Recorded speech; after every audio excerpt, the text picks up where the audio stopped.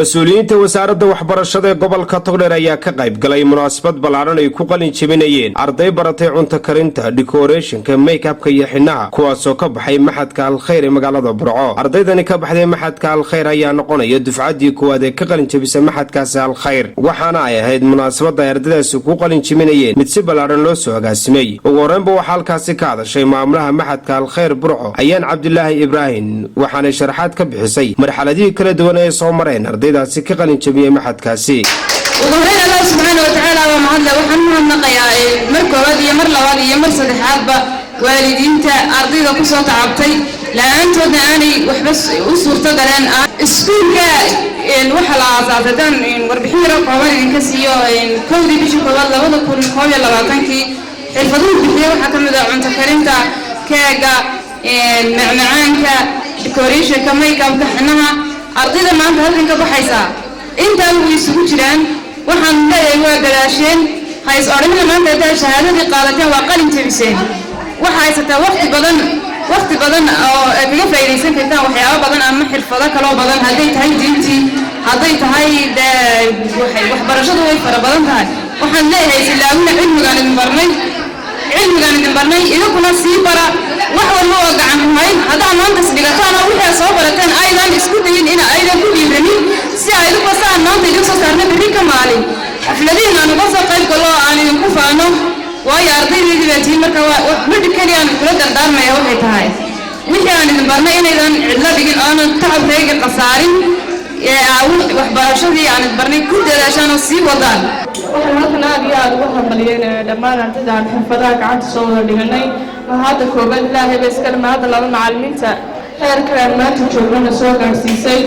uga mahad celinayaa hambalyo badan leeyahay dhammaantiin halkan waxaan uga mahadnaqayaa ardayda sharafta leh ee ka qalin bedelanaysa xirfadaha farsamada gacanta sida decoration-ka, make-up-ka, xinaha. waxaan leeyahay farsamada waa la bartaa oodhanay farsamaan bartay noqda kuwii kamira dhaliya ay imtixaan idin geliyo midka wacanba keena. مسؤولين كسعودي وزارة وحبرشة قبل كتقدر يدنكو ذا بقادي معاملك يا معلمين تمحت كالخير. وهذا الطريق بقادي يتهنيه يدعى أيام أردنا ما تفضل تبسيه يعني حفظي ما تجيبه يدوسي الخيات كم بدي تبسيه في الفرات الدول سيدا ما يتأفكار هذا هذا يخرجك إنها iyo ujeedada sidoo keega iyo aan ku arki doono halkan aad baan ugu mahadnaqayaa ugu baryeelayaa ugu bogaadinayaa ugu soo dhaweynayaa marka waxaan leeyahay ardayda qalin jebisay ee qaybaha kala duwan ee make-up-ka, cunto karinta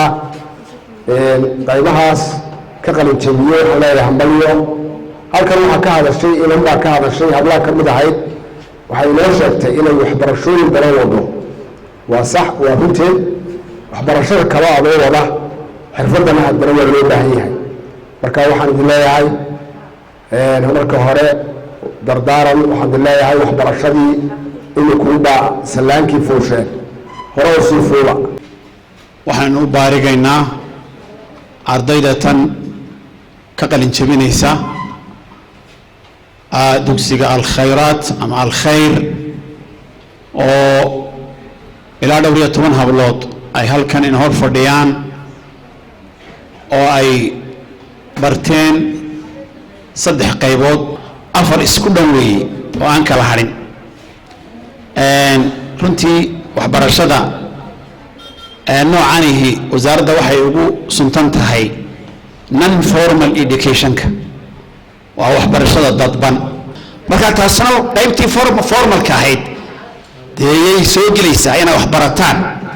oo qofkii inuu fara gacmaha dee wax ka barta maayo waa inuu xaggii maskaxdiina dee wax ka bartaa qoraalkii iyo akhriskiina waa inay weheliyaan marka